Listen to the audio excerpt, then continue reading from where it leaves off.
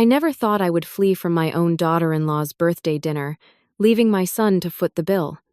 But when I overheard Tiffany shouting, "Your mom's gone, who's paying for this?" from my hiding spot near the restroom, something inside me snapped. After years of emotional manipulation and financial drain, I simply walked out. What I never expected was them breaking into my house at 1 a.m, drunk and furious. The look on my son Jason's face, when he turned on the light and saw me waiting for them, changed everything. My name is Audrey Peterson, and at 67 years old, I thought I'd seen it all. When my son Jason married Tiffany Bradford 6 years ago, I was thrilled. He was 32, established in his career as an architect, and seemed truly in love. I welcomed Tiffany into our family with open arms, hosting a beautiful rehearsal dinner and contributing significantly to their wedding costs. My husband Frank was still alive then, and we both believed we were gaining a daughter, not losing a son. Frank passed away 3 years ago from a sudden heart attack, leaving me a comfortable widow but emotionally devastated. Jason was my only child, and after Frank's death, my relationship with him became even more precious. I moved from our family home in Portland to a smaller house, just 15 minutes from Jason and Tiffany in Seattle, hoping to be closer without intruding on their lives. At first, Tiffany seemed supportive during my grief. She would invite me for Sunday dinners and call occasionally to check in. But as months passed, I began noticing a pattern. These calls and invitations almost always ended with requests for financial assistance. It started small: a loan for car repairs, help with an unexpected medical bill, contributions toward a house down payment. "Mom, we're really stretched thin this month," Jason would say, with Tiffany nodding beside him. "The mortgage payment is due and Tiffany's car needs new tires. Could you help us out?" Just until my commission comes through. Being recently widowed and wanting to maintain our close relationship, I always said yes. What began as occasional help soon became regular support. I paid for home renovations, vacations, even their monthly country club membership. Within a year of my moving closer, I was essentially subsidizing a significant portion of their lifestyle. What troubled me wasn't the money itself. Frank had left me well provided for, and I had my own retirement funds plus rental income from 2 small properties. It was Tiffany's entitled attitude that slowly poisoned our relationship. She never showed genuine gratitude, instead treating my contributions as expected and often insufficient. Last Christmas, I gave them a check for $5,000.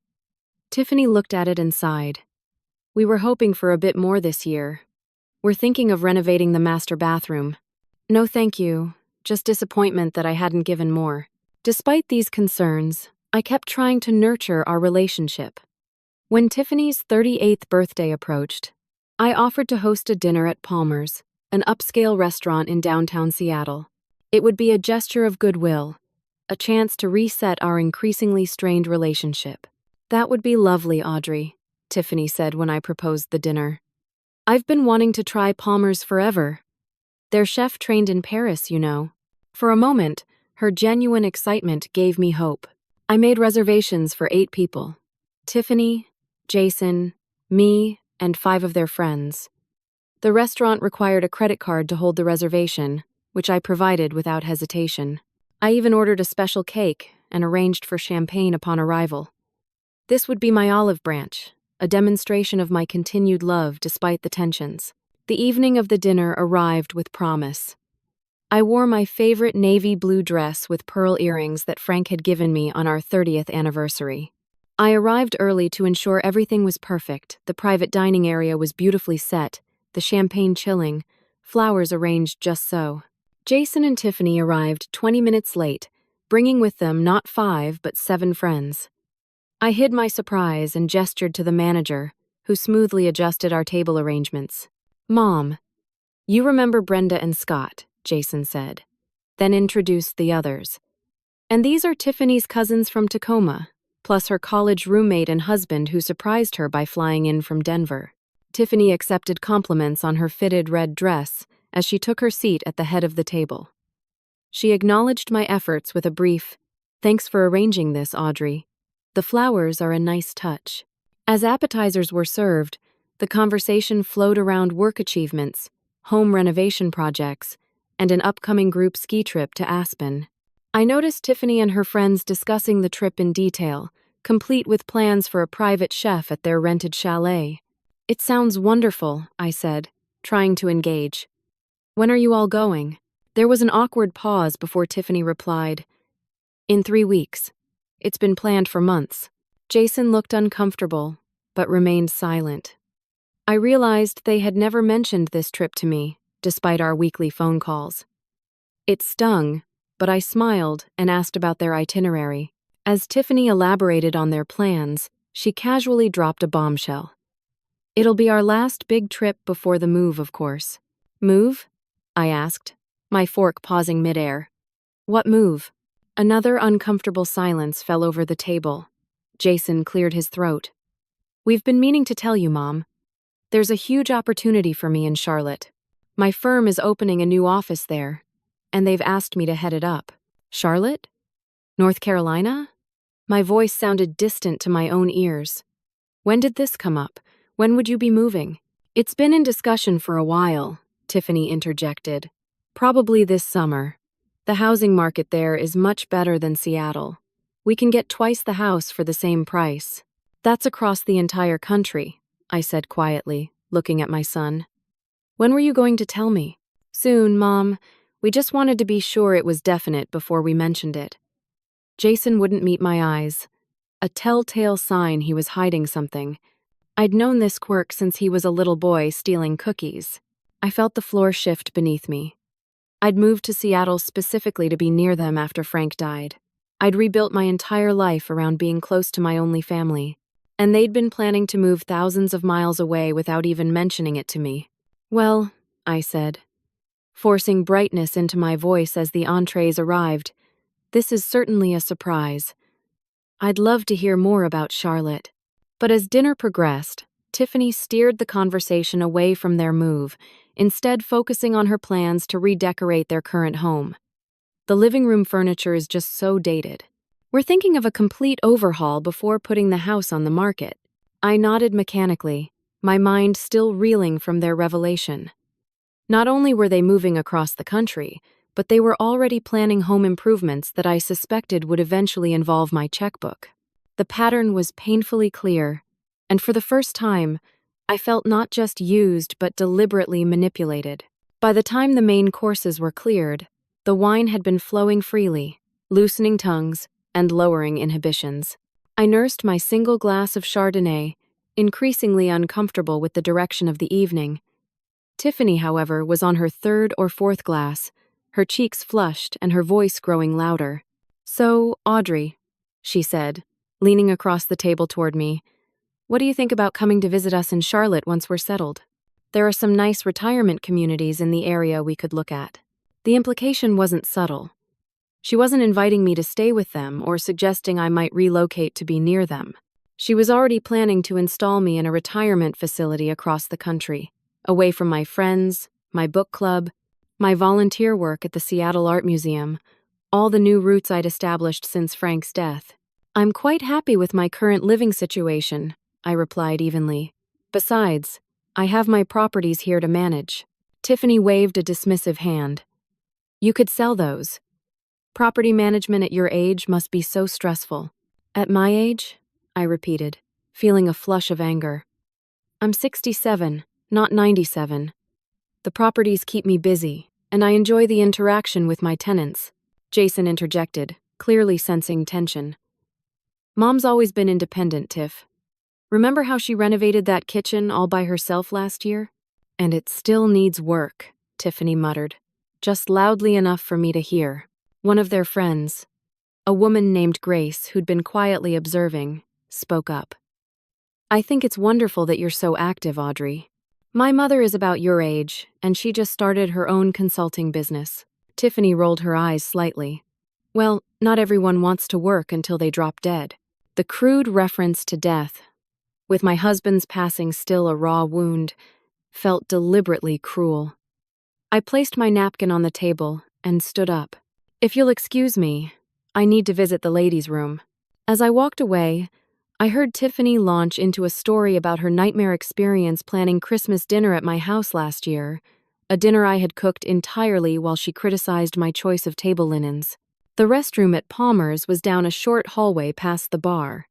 I had just passed the bar when I heard Tiffany's voice, much louder than appropriate for an upscale restaurant. She must have followed me. "I swear, I don't know how much more of her I can take," she was saying to someone. "She's such a burden. All she does is guilt-trip Jason about how lonely she is." I froze, just around the corner from where Tiffany was standing with one of her friends. They couldn't see me, but I could hear every word. "Isn't she paying for tonight?" her friend asked. "Of course she is. That's literally the only reason I agreed to have her here. God, she's been in the bathroom forever. Just like her to disappear when the bill is coming." I pressed myself against the wall, my heart hammering. In that moment, I realized I'd been nothing but a checkbook to Tiffany for years. Worse, she'd poisoned my relationship with my son, who was now planning to move across the country without discussing it with me. "Your mom's gone. Who's paying the bill?" I heard Tiffany call out as she returned to the dining room. Something in me broke and simultaneously hardened. Without conscious thought, I turned and walked toward the kitchen instead of the dining room. A startled server stepped aside as I pushed through the swinging door. "Ma'am, customers aren't allowed. I need to leave without going back to my table," I said, surprised at the steadiness in my voice. "It's an emergency. Is there an exit this way?" Perhaps the server saw something in my face, the raw pain or the firm resolve, because after a moment's hesitation, he nodded toward a back door. "Through there, ma'am. It leads to the alley, and you can circle around to the front parking lot." "Thank you," I whispered, pressing a $20 bill into his hand. The night air hit me like a splash of cold water as I slipped out into the alley. My hands were shaking as I fumbled for my phone and car keys. I had never done anything like this in my entire life. Walked out on a dinner, left others with the bill. But then, I'd never before heard my daughter-in-law openly admit she was using me. In my car, I sat for a moment, breathing deeply, trying to calm my racing heart. My phone buzzed a text from Jason. "Mom, where are you? Everything okay?" I didn't answer. Another text followed almost immediately. "We're ordering dessert. The server said you might have left? Call me as soon as possible." Still, I didn't respond. Instead, I called Nancy, my closest friend since college, who had moved to Seattle with her husband around the same time I did. "Nancy? It's Audrey. I've just done something completely out of character. Are you okay? You sound upset." Nancy's concern wrapped around me like a warm blanket. I walked out on Tiffany's birthday dinner, just left through the kitchen. "I didn't pay the bill." My voice broke on the last words. "You what? That doesn't sound like you at all. What happened?" As I drove home, I told Nancy everything: the casual announcement about Charlotte, Tiffany's comments about retirement homes, and finally, overhearing her call me a burden who was only useful for paying bills. "Oh, Audrey," Nancy said when I finished. "I'm so sorry. But I have to say, I've watched this relationship for years, and that girl has been taking advantage of you since day one. Remember when she borrowed your mother's antique brooch for her wedding and never returned it? I know. I think I've known for a long time, but I didn't want to see it. I didn't want to risk losing Jason." My voice caught on a sob. "Honey, I think you've been losing him anyway, one check at a time. They've been using your fear of loneliness against you." As we talked, my phone kept buzzing with texts and calls from Jason. Finally, I glanced at the latest message and gasped. "Nancy, you won't believe this. Jason just texted, 'Mom, we need your credit card info for the bill. Also, everyone's planning to continue the celebration at the Fairmont Hotel. Tiff reserved 3 suites for the weekend. Can you transfer $6,000 to my account tonight?' $6,000? For a hotel weekend they didn't even invite you to? After they announced they're moving across the country without consulting you? Apparently." A strange calm was settling over me. "Nancy, I think something just broke permanently. I need to go home and think. Do you want me to come over?" Tom is away at his fishing weekend. I can be there in 20 minutes. No, I need some time alone. But thank you. I'll call you tomorrow, I promise. As I pulled into my driveway, a final text came through from Jason. Mom, this is embarrassing. Everyone is waiting on you to cover the bill. Where are you? For the first time in years, maybe decades, I turned my phone off completely. I slept poorly that night, waking every hour to check the windows and doors. Part of me expected Jason to show up, demanding an explanation. But the house remained silent. My phone stayed off. And gradually, a strange sense of peace began to replace my anxiety. By morning, I felt different. Lighter somehow, as if I'd put down a heavy burden I'd been carrying for years. I made my coffee, watched the sunrise from my kitchen window, and for the first time since Frank died, I felt fully present in my own life, rather than orbiting around Jason and Tiffany's. Around 9, I turned my phone back on. The barrage was immediate: 27 missed calls, 15 voicemails, and 40+ text messages. Most were from Jason, growing increasingly frantic and then angry. Several were from Tiffany, starting with confusion and escalating to outright hostility. The last voicemail, left at 3 in the morning, chilled me. Tiffany's voice was slurred but venomous. You think you're so clever, Audrey? Running out on the bill? Making us look like fools? We know where you live. This isn't over. Rather than fear, I felt resolve hardening within me.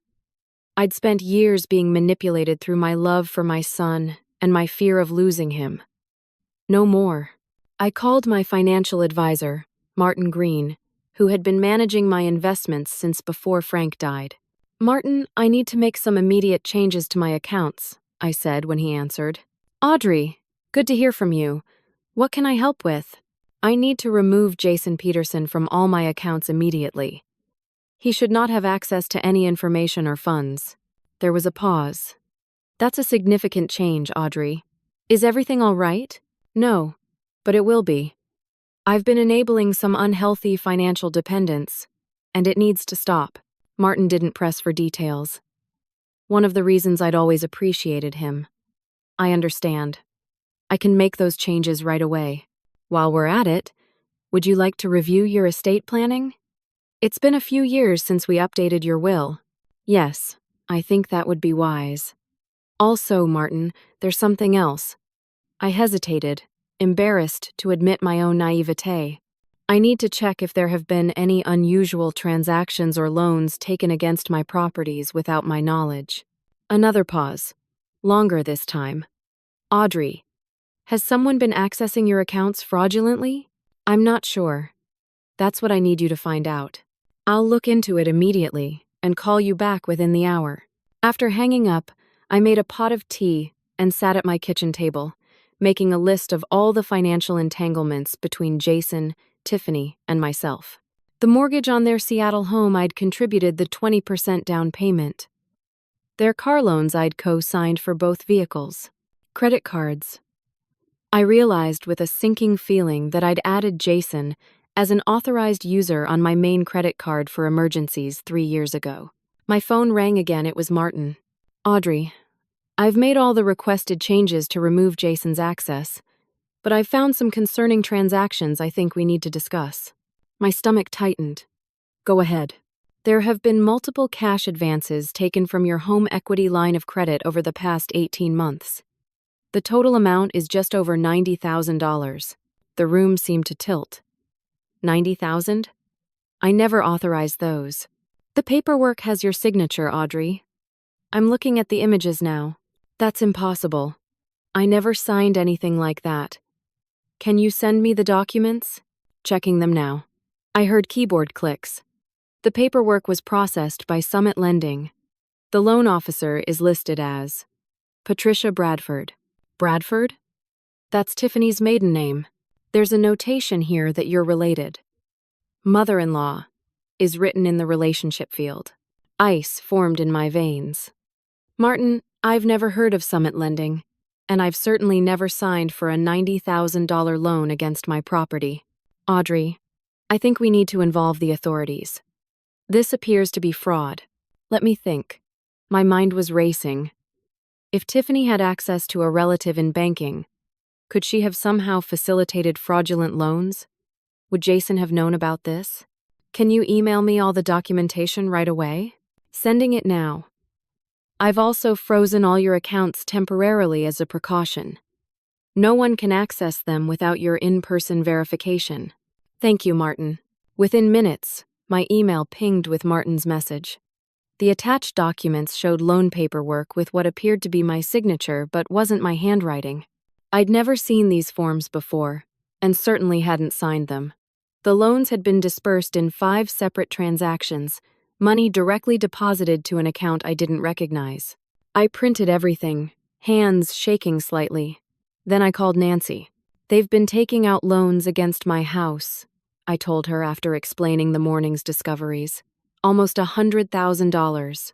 That's criminal, Nancy exclaimed. You need to call the police. I know, but I hesitated. It's still Jason. My son. Audrey, listen to me. You don't know if Jason was involved or if Tiffany did this behind both your backs. But either way, you need to protect yourself. If they're desperate enough to commit fraud, what else might they do? As if on cue, my landline rang Jason's number on the caller ID. I let it go to voicemail. Mom, I don't know what kind of game you're playing, but it needs to stop. You embarrassed us in front of all our friends, and now I can't access any of our accounts. Call me back immediately. Our accounts? The entitlement in his voice struck me anew. Nancy, can you come over? I think I need a witness for whatever happens next. I'll be there in 20 minutes. Do not open the door for either of them until I arrive. While waiting for Nancy, I gathered all my financial documents, including records of every check I'd written to Jason and Tiffany over the past 3 years. The total was staggering over $200,000, not including the fraudulent loans. Nancy arrived carrying a bottle of wine and a determined expression. Liquid courage, she explained, setting it on my counter. Now, show me everything. Together, we reviewed the documents, creating a clear timeline of financial exploitation. Nancy photographed everything with her phone, creating a backup. I should have seen it sooner, I said, staring at the evidence of years of manipulation. They've been using me as their personal ATM. You saw what you wanted to see: a close relationship with your son. They exploited that. Nancy squeezed my hand. But now you have choices. What do you want to do? I took a deep breath. First, I'm not running away. This is my home, and I'm staying right here. Good. Second, I'm going to report the fraud to the police tomorrow. I need tonight to prepare myself for that step. Also good. And third, I said, feeling stronger with each decision, I'm going to confront them if they come here. I won't hide from this conversation anymore. Nancy nodded approvingly. Do you want me to stay? I considered this, then shook my head. No, this needs to be between me, my son, and his wife. But keep your phone on. If I need you, I'll call. After Nancy left, I continued organizing my documentation, creating clear, irrefutable evidence of both the legitimate financial support I'd provided and the fraudulent activities. I wrote out exactly what I wanted to say, practicing the words aloud to ensure I could deliver them calmly and clearly. As evening approached, I made a simple dinner but could barely eat. My phone continued to buzz with messages from Jason, each more demanding than the last. Tiffany had apparently tried calling as well, but I'd blocked her number entirely. Around 9, I took a shower, put on comfortable clothes, and settled in my living room with a book I couldn't focus on. Every car passing outside made me tense. Would they come tonight? What would I say to my own son, who had allowed or perhaps participated in this exploitation? By midnight, no one had arrived, and I began to think perhaps they would wait until morning. I prepared for bed, setting my phone on my nightstand but keeping it silenced. Just as I was about to turn off my bedside lamp, I heard a car door slamming, then another. Voices in my driveway, not attempting to be quiet. My heart raced, but I forced myself to remain calm. I had prepared for this moment.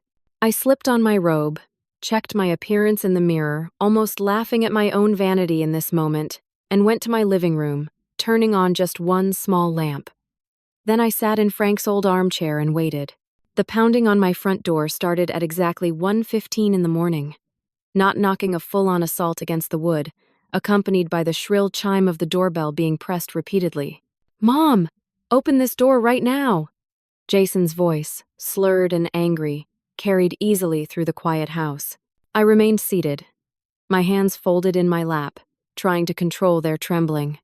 The banging continued, now accompanied by Tiffany's higher-pitched demands. "Audrey, we know you're in there. Open up!" I heard other voices, too, the murmur of multiple people on my front porch at 1 in the morning.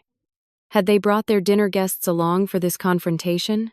The door handle rattled violently, followed by a thud, someone throwing their body against the door. Then I heard the sound that sent ice through my veins, the scrape of a key in the lock. I had forgotten that Jason still had a key to my house for emergencies. The door swung open, and suddenly my living room was invaded by 5 people, Jason and Tiffany in front, with 3 others crowded behind them. Jason hit the overhead light switch, flooding the room with harsh brightness. He jumped when he saw me sitting quietly in the armchair, clearly having expected to need to search the house. "Jesus, Mom," he gasped, hand to his chest. "What are you doing sitting in the dark?" "It wasn't dark until you opened my door without permission at 1 in the morning," I replied evenly. "I had a lamp on." Tiffany pushed past him, her face flushed with alcohol and anger. She was still wearing her red birthday dress, now wrinkled and stained. "You have a lot of explaining to do, Audrey. You humiliated us in front of everyone." I noticed the 3 people behind them, a couple I recognized as Scott and Brenda from dinner, looking deeply uncomfortable, and a younger woman I didn't know, who was oddly holding her phone up as if recording. "I believe you're the ones who owe explanations," I said, my voice calmer than I felt. "Starting with why you're breaking into my home in the middle of the night." "Breaking in?" Jason scoffed. "I have a key, which was for emergencies only." "Is this an emergency, Jason? Or is it a home invasion?" Tiffany stepped forward, swaying slightly. "Don't try to turn this around. You walked out on my birthday dinner. You stuck us with a $2,000 bill. A $2,000 bill for a dinner for 11 people? That seems excessive. Unless, of course, you ordered the most expensive wine on the menu after I left." Jason's face confirmed my suspicion. "That's not the point, Mom. You committed to hosting that dinner. You can't just walk out." "I committed to hosting a dinner for 8 people, not 11. And I certainly didn't commit to being insulted and disparaged by my daughter-in-law." Tiffany's eyes narrowed. "What are you talking about?" "I overheard you at the restaurant, Tiffany. Calling me a burden. Saying I'm only useful for paying bills. Complaining about having to tolerate my presence." For a moment, she looked startled, then recovered. "You were spying on me? On my birthday?" "I was walking to the restroom when I heard you loudly complaining about me to your friend. Just as I've heard you do many times before when you thought I couldn't hear." One of the people behind them, Brenda, stepped forward. "Look, this is obviously a family matter. We should go." "No," Tiffany snapped. "I want witnesses to how she's treating us. She walked out on my birthday dinner, turned off her phone, and now she's frozen all our accounts." "Your accounts?" I repeated, emphasizing the word. "None of the accounts I froze today belong to you, Tiffany. They're my accounts that I've allowed you to access until now." Jason stepped forward, his face reddening. "Mom, whatever game you're playing needs to stop.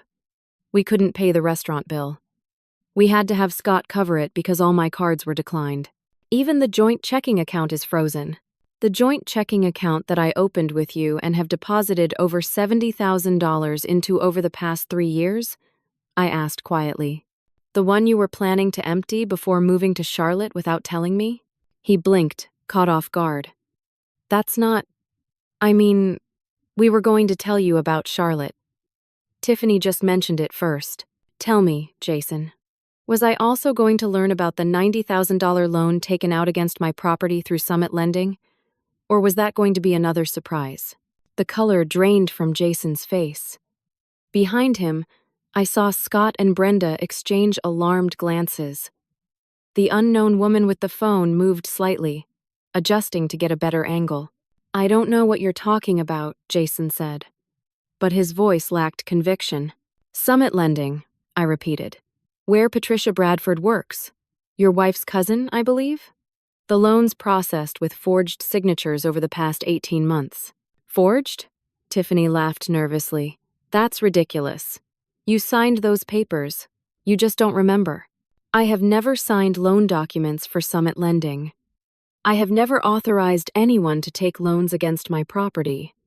And I certainly never received the $90,000 that was dispersed from those loans. Scott stepped fully into the room now. Tiffany, Jason, what is she talking about? What loans? Tiffany whirled on him. Stay out of this. It's none of your business. It became my business when you dragged us to her house at 1 a.m. Scott shot back. And it was my credit card that covered your dinner bill. The young woman I didn't know spoke for the first time. I'm recording this, by the way. Just so everyone knows and everything's transparent. Put that phone away, Ashley. Tiffany lunged toward her, but Ashley dodged. No way. I thought we were coming here to check on Jason's mom because she wasn't feeling well. Not for whatever this is. Ashley looked at me. I'm sorry about this, ma'am. I didn't know what was happening. Thank you, Ashley, I said, oddly touched by this stranger's concern. And to answer your implied question, I'm feeling quite well physically. Emotionally, I've had better days. Jason stood in the center of my living room, looking lost. He turned to Tiffany. What loans is she talking about, Tiff? She's confused, Tiffany said quickly. You know how she gets. Remember when she couldn't find her car in the mall parking lot and accused someone of stealing it? That never happened, I said flatly. You're thinking of a movie plot, or you're making it up entirely. See? Tiffany threw up her hands. She doesn't remember. I stood up slowly, walked to the side table, and picked up the folder of documents I'd prepared. I remember everything, Tiffany. Every check I've written, every transfer I've made, every time you've called my son with a sudden emergency requiring funds. And I have documentation of all of it, including the fraudulent loans. I held out the folder to Jason, who took it automatically, his eyes uncertain. I suggest everyone sit down, I said. This might take a while. No one moved for several long seconds. Then Scott broke the silence. I think we should leave, he said, putting his hand on Brenda's arm. This is clearly a private family matter. No, Tiffany's voice was shrill. You need to stay and hear how unreasonable she's being. Unreasonable? Scott looked incredulous. Tiffany, she's saying you took out fraudulent loans against her property. That's a criminal accusation. I'm a corporate attorney. I do not want to be a witness to this conversation. It's just a misunderstanding, Tiffany insisted. I addressed Scott directly. I understand your discomfort, and you're welcome to leave. But I'd appreciate it if Ashley would stay with her phone recording, if she's willing. I want a record of this conversation.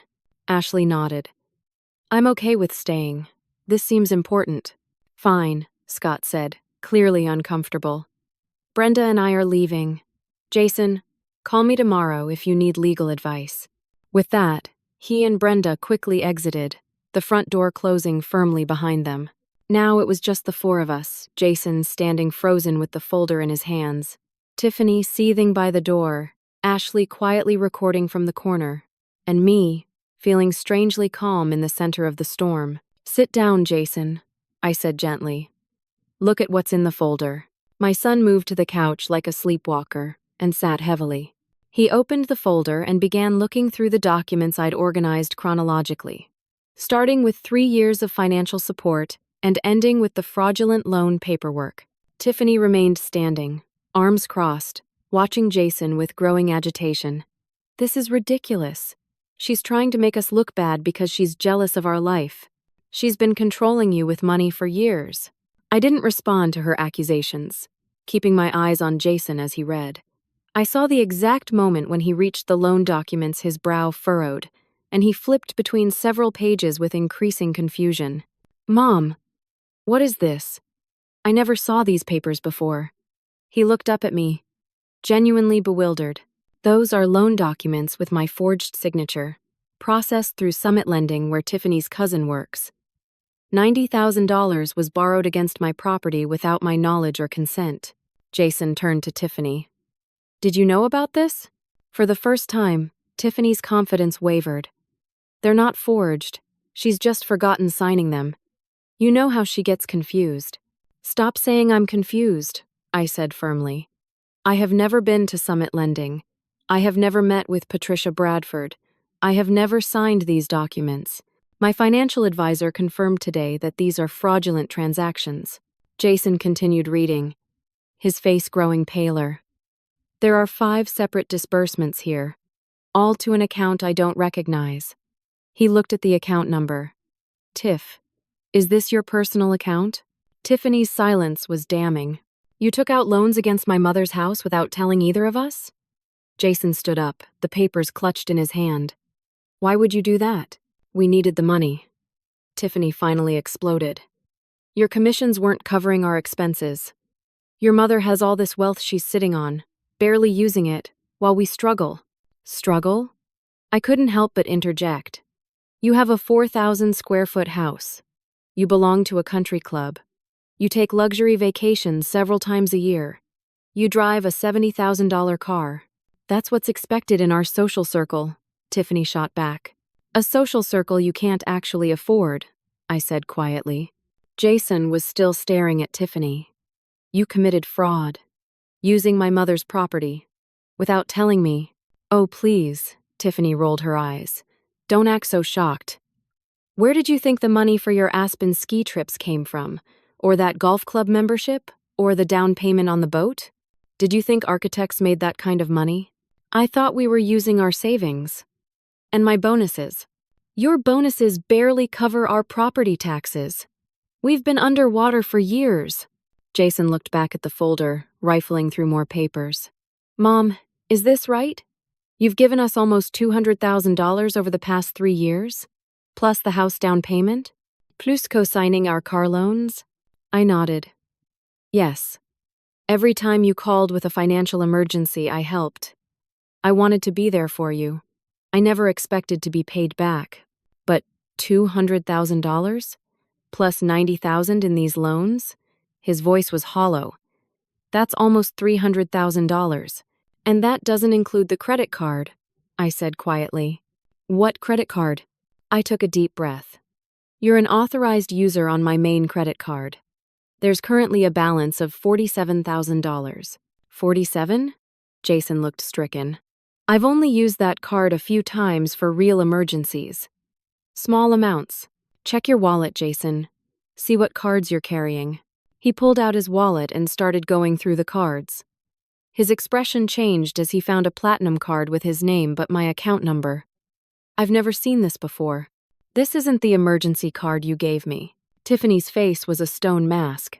You added me to Mom's account without telling me? Jason asked her incredulously. I added both of us, Tiffany admitted. Your name was already authorized, so it was easy to get cards issued. It's not a big deal. Audrey never even looks at the statements. Except I did look, I said. This morning. Every charge. So what? Tiffany's tone turned nasty. Are you going to call the police on us? Report your own son for fraud? Not my son, I said quietly. My son didn't know about the loans or the credit card. Did you, Jason? Jason was staring at Tiffany like he'd never seen her before. What else don't I know about, Tiff? What else have you been hiding? Nothing, she insisted. Everything I did was for us. For our life together. By stealing from my mother? By forging documents? She wasn't using the money. She lives in this tiny house, drives a 10-year-old car, wears the same clothes for years. Meanwhile, we have appearances to maintain. Appearances, Jason repeated. The word hollow. Ashley, who had been silently recording, spoke up. For what it's worth, I knew something was off. Tiffany always had money for shopping sprees and spa days, even when she complained about being broke. She has a separate bank account you don't know about, Jason. Tiffany whirled on her. Shut up. You don't know anything. I know you Venmo yourself money every time Jason gives you cash for household expenses, Ashley continued. I've seen you do it. And that investment group you're always talking about? It's just a separate savings account. Jason looked devastated. Is that true? Of course not. Ashley's just jealous. She always has been. I watched my son carefully, seeing the gears turn as he processed this betrayal. There was pain in his eyes, but also growing anger. He turned to me. Mom, I swear I didn't know about any of this. I knew we were getting help from you, but I had no idea of the amounts. Or the loans. Or the credit card. I believe you, I said simply. And I did. My son could be blind and entitled, but he wasn't a thief. This changes everything, he said, more to himself than to us. Then he looked at Tiffany. The Charlotte move. Was that even real? Or was it just another scheme? Tiffany hesitated just a moment too long before answering. Of course it's real. Your firm is opening a new office there. Yes, they are. But I was never offered the position to head it up. I didn't even apply for it. Jason's voice was dangerously quiet.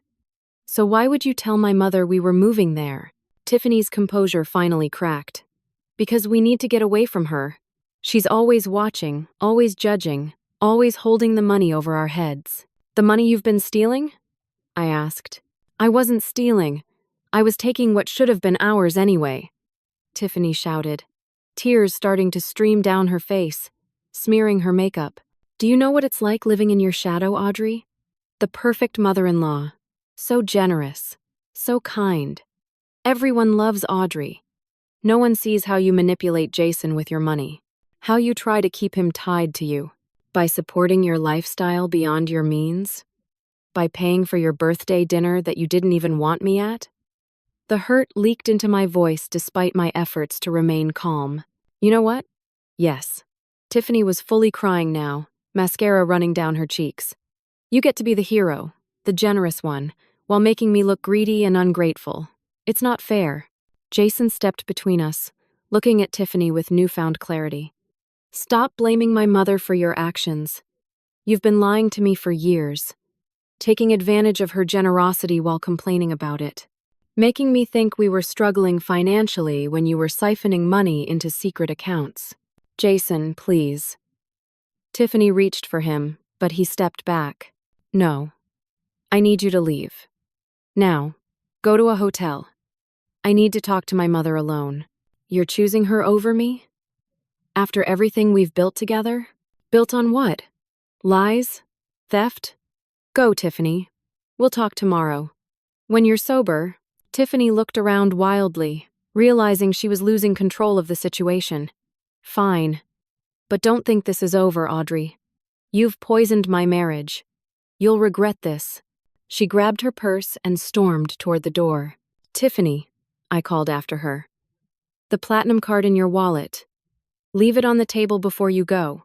With a glare that could have melted steel, she pulled the card from her purse, slammed it on my coffee table, and stormed out. The front door banged so hard the windows rattled.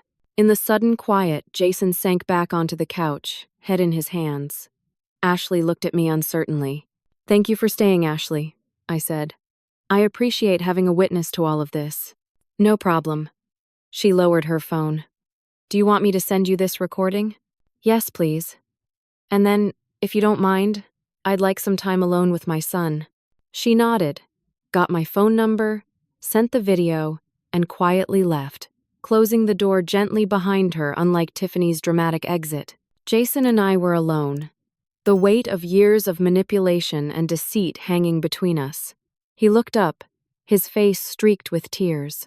Mom, I don't even know where to begin. I moved to sit beside him on the couch. We begin by talking to each other. Really talking. For the first time in years. We sat in silence for several minutes, the weight of everything that had been revealed settling around us. Jason stared at the document spread across the coffee table, occasionally shaking his head in disbelief. I feel like such a fool, he finally said, voice rough with emotion. How did I not see what was happening? You saw what you wanted to see, I said gently. We all do sometimes, but this level of deception. He picked up one of the loan documents. She forged your signature. She stole your identity. She's been systematically draining your resources for years. And lying to you about it, I added, wanting him to understand he was a victim too. I should have known something was off. Our lifestyle never matched my income, but whenever I questioned it, Tiffany had explanations, investments paying off, bonuses from her part-time consulting, sales from that online business she started. The online business that required a $10,000 investment from me, I recalled. Did that ever actually exist? Jason ran his hands through his hair. I don't even know anymore. She showed me a website once, but I never saw any products or customers. He looked at me, anguish in his eyes. Mom, I am so sorry. I'll pay back every penny, I promise. That's not what matters to me right now, Jason. What hurts most isn't the money, it's the years of being treated like an ATM rather than your mother. It's hearing Tiffany call me a burden while expecting me to fund her lifestyle. It's learning you were planning to move across the country without even discussing it with me. We weren't actually moving, he admitted. At least, I didn't think we were. My firm mentioned possibly expanding to Charlotte someday, but there were no concrete plans. I have no idea why Tiffany told everyone that tonight. To distance me from you, I suggested. To prepare for the next phase of financial extraction without my physical presence to complicate things. Jason winced at my blunt assessment. God, what a mess. I don't even know if I know who my wife really is anymore. The front door suddenly burst open again. Tiffany stood there, eyes wild, clearly having never left the property. She must have been sitting in her car, getting increasingly agitated. Enough of this pity party, she spat, striding into the living room. Jason, we're leaving. Now. Jason stood. Tiffany, I told you to go to a hotel. I need time to process all this. Process what? Your mother's manipulations? Her lies? Tiffany grabbed a framed photo from my mantel, a picture of Jason's college graduation, and hurled it against the wall. Glass shattered across the hardwood floor. She's trying to separate us. Can't you see that? Stop it. Jason moved toward her, hands outstretched. You're drunk and upset. This isn't helping. Don't tell me what to do. Tiffany knocked over a side table, sending a lamp crashing to the floor. You want to see crazy? I'll show you crazy. She grabbed another picture frame. I stood up, heart pounding but voice steady. Tiffany, stop destroying my property. If you don't leave immediately, I'm calling the police. Go ahead, she challenged, waving the frame like a weapon. Call them. I'll tell them everything about how you've been financially controlling your son, using money to manipulate us, making promises, and then pulling the rug out from under us. Stop it, Tiff. Jason grabbed her arm as she prepared to throw the second frame. This has gone far enough. She wrenched away from him with surprising strength, her momentum carrying her backward. She stumbled against my bookshelf, sending several books tumbling. One hit her on the head, which only seemed to enrage her further. This is all your fault, she screamed at me, lunging forward. Jason intercepted her, wrapping his arms around her to restrain her. Tiffany, stop. You're making everything worse. She struggled against him, kicking and flailing. Let me go. She deserves this. She's ruining everything. The commotion was so loud that neither of them heard the knock at the front door. I did, and turned to see a police officer standing in my open doorway, another visible just behind him. Ma'am? We received a call about a disturbance, the officer said, taking in the scene of destruction and the struggling couple. Thank God you're here, I said, relief washing over me. This woman has been destroying my property and threatening me. Tiffany immediately stopped struggling and adopted a completely different demeanor. Officer, thank goodness. This woman has been financially abusing us for years. We came to confront her, and she became violent. The second officer had entered now. Sir, please release the woman and step away. Jason complied, raising his hand slightly. Officers, I'm Jason Peterson. This is my mother's home. My wife is intoxicated and upset.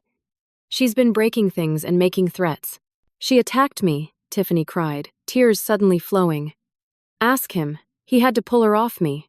That's not true, I said firmly. There's evidence of what's really happening here. I pointed to my phone. I have a video recording of the earlier part of this confrontation.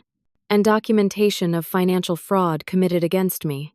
The first officer looked between us, clearly assessing the situation. Is anyone injured? No, Jason answered. But my mother is the victim here. My wife broke in around 1 in the morning with several others. Broke in? The second officer asked. I have a key, Jason admitted. But we entered without permission in the middle of the night, which I now realize was wrong. He's lying to protect his mother, Tiffany insisted, her mood swinging wildly again. She's been stealing from us. She lunged toward the pile of documents on the coffee table. The first officer stepped forward and gently but firmly took hold of Tiffany's arm. Ma'am, I need you to calm down. Don't touch me, she shrieked, trying to pull away. Ma'am, if you don't settle down, we'll have to restrain you, the officer warned. Officer Davis, the second policeman said, looking at Tiffany more carefully. Doesn't this woman look familiar to you? Officer Davis studied Tiffany's face. You know, she does. Weren't you involved in that incident at Magnolia Gardens last year? Tiffany went very still. I don't know what you're talking about. Magnolia Gardens Retirement Community, Officer Davis clarified. There was a case of suspected elder financial abuse. A Margaret Whitfield? My breath caught. Margaret Whitfield? You know her? Officer Davis asked me. No, but officer, my daughter-in-law's full name is Tiffany Whitfield Bradford Peterson. Was Margaret her relative? Tiffany's face had drained of color. Jason looked between her and the officers, confusion evident. Former mother-in-law, if I remember correctly, Officer Davis said. The case was under investigation, but the victim passed away before charges could be filed. I had nothing to do with that. Tiffany's voice had risen an octave. That was all a misunderstanding. A misunderstanding involving unauthorized withdrawals from an elderly woman's accounts? Officer Davis raised an eyebrow. And now we find you here, in another confrontation involving financial issues with another older relative? Jason had gone completely pale. Tiffany, what is he talking about? You were married before? The second officer had moved to examine the documents on my coffee table. Ma'am, are these related to your allegations of fraud? Yes, I confirmed. They show loans taken out against my property without my knowledge, with forged signatures. This is all a setup. Tiffany was becoming hysterical again. She's lying. Ma'am, we're going to need you to come down to the station to answer some questions, Officer Davis said firmly. You can't be serious. I'm the victim here. Right now, what I see is property destruction and a potential pattern of behavior, he replied. Sir, we'll need you to come as well to give a statement. Jason nodded numbly. Of course. As the officers began the process of separating us for preliminary questioning, Tiffany seemed to realize the gravity of her situation. Her demeanor changed again, becoming pleading. Jason, baby, don't let them do this. Tell them it's all a misunderstanding. Tell them. But Jason just stared at her, seeing her clearly perhaps for the first time. I think we all need to tell the truth, Tiffany. Starting now, I'm going to step outside with this officer and give my statement, I told Jason. Will you be okay? He nodded, looking both broken and somehow stronger than I'd seen him in years. I'll be fine, Mom. Go ahead. As I stepped onto my front porch with the second officer, I heard Tiffany's voice rise again inside, now making new accusations and threats. But for the first time in years, I wasn't afraid of her anymore. The truth was finally coming to light, painful as it might be. 1 month after that chaotic night, I sat on my patio watching autumn leaves drift across my garden. The maple tree Frank had planted 20 years ago was ablaze with orange and red, its beauty a reminder that even in endings, there can be splendor. The aftermath of the confrontation had been difficult, but ultimately cleansing, like a thunderstorm that clears the air. Tiffany had been charged with multiple counts of fraud, identity theft, and later, when more evidence emerged, elder financial abuse related to her former mother-in-law. She was awaiting trial, having been denied bail due to being considered a flight risk after investigators discovered she had recently applied for a passport under her maiden name. The truth, once it started emerging, had spilled out in a torrent. Tiffany had been married briefly 6 years before meeting Jason, to a man whose mother had substantial assets. When that relationship ended amid accusations of financial impropriety, she had changed her last name back to Bradford and moved to Seattle for a fresh start. Her cousin Patricia at Summit Lending had been charged as an accomplice in the fraud against me. The investigation had uncovered a pattern of similar loans processed against vulnerable property owners, suggesting this wasn't an isolated incident. Jason had moved out of their house and into a modest apartment, filing for divorce immediately. The psychological impact had been severe. He'd sought therapy to process the betrayal and his own unwitting participation in the years of manipulation. Our relationship, though strained initially by shame and regret, had begun a careful rebuilding. More tea, Mom? Jason appeared at the patio door, holding a steaming teapot. Yes, please. I smiled as he refilled my cup and took the seat opposite me. At 38, my son looked both older and younger than he had a month ago older, in the new lines of experience etched around his eyes. Younger in the absence of the constant tension that had characterized his marriage. The real estate agent called, he said, sipping his own tea. There's an offer on the house. Lower than asking, but not unreasonable given the circumstances. The house he and Tiffany had shared was being sold as part of the divorce and restitution process. The court had appointed a special master to oversee the untangling of their finances, especially given the criminal charges involved. Are you okay with that? I asked. He nodded. More than okay. I want to be free of that place and everything it represents. Besides, most of the equity rightfully belongs to you. It came from your down payment and the fraudulent loans. Not all of it, I reminded him. You put work and legitimate earnings into that house too. Still, he set down his cup. The special master said once everything's sorted, there might be enough left over for me to make a small down payment on a condo. Something within my actual means. There was pride in his voice, at this mention of living within his means, a concept that would have been foreign to him 2 months ago. I'm proud of you, Jason, I said. For facing this head on, for not running away. He met my eyes. I learned that from you. When you sat in that armchair waiting for us instead of hiding or running, that took real courage. We sat in companionable silence for a few minutes, watching the leaves fall. So much had changed so quickly, yet here we were, mother and son, finding our way back to an authentic relationship.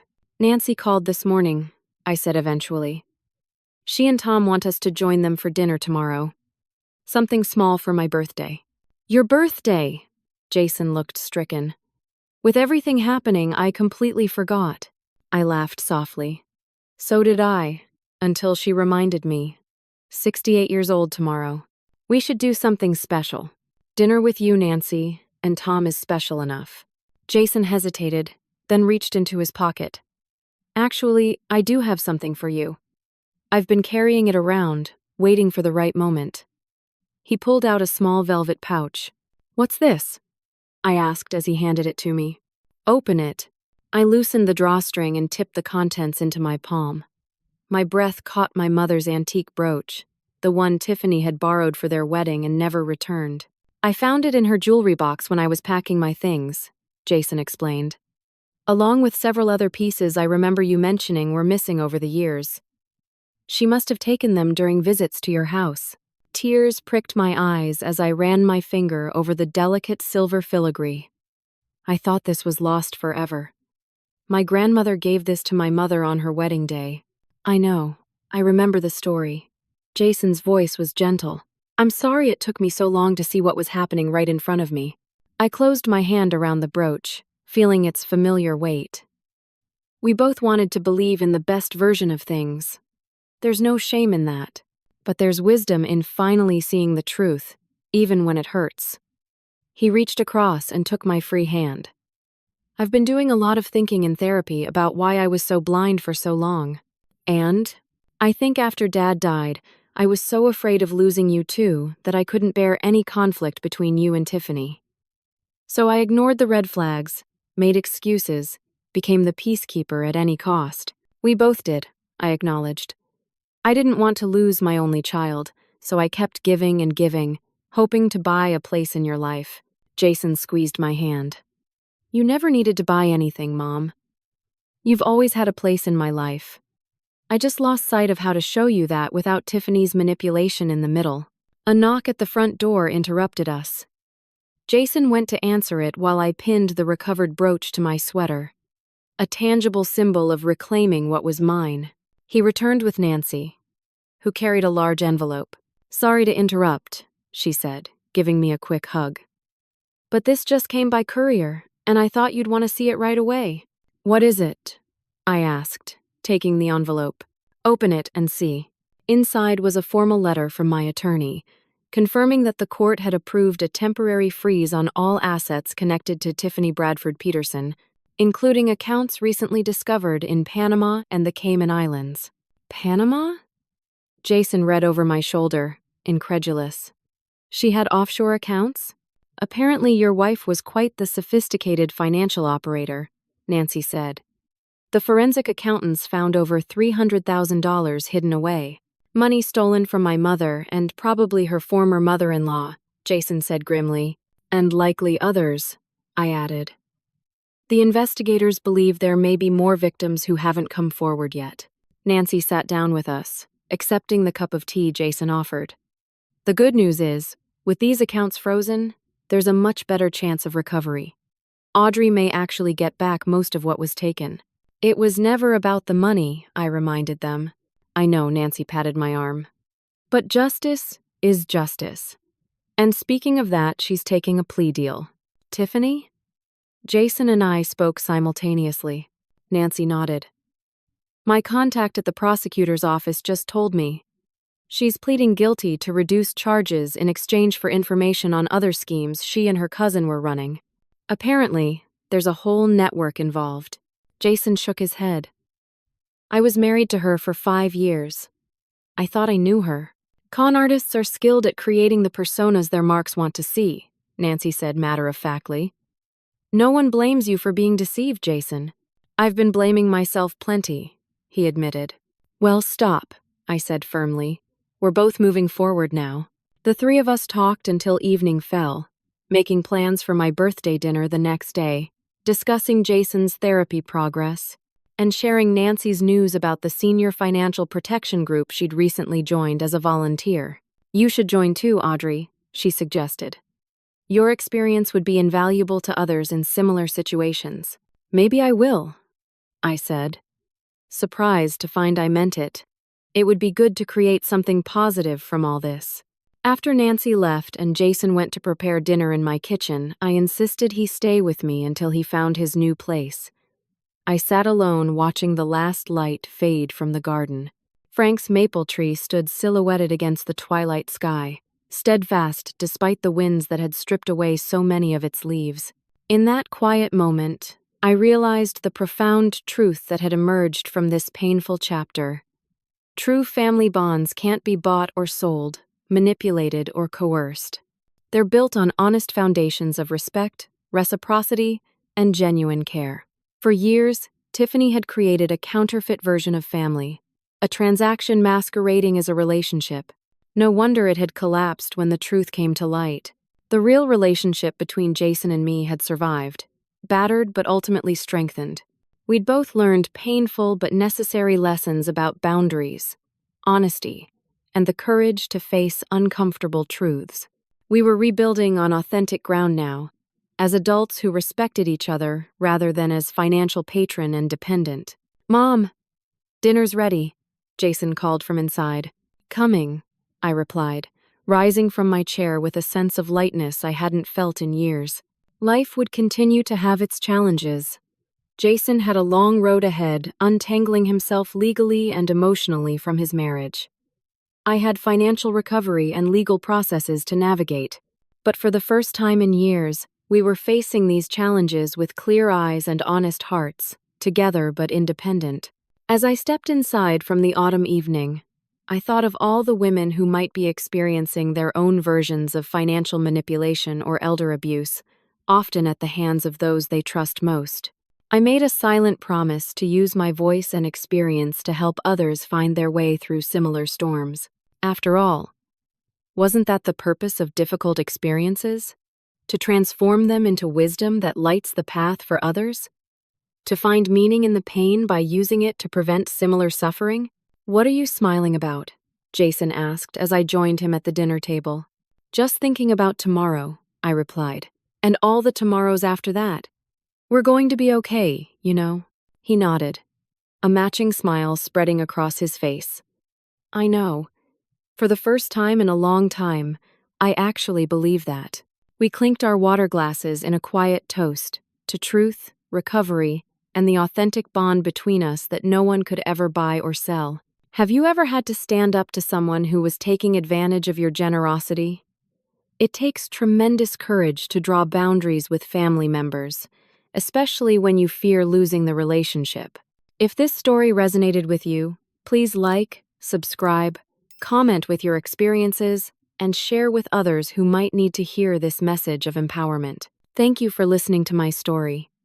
And remember, your worth is never determined by how much you give to those who don't appreciate you. Wishing you strength and clarity in all your relationships.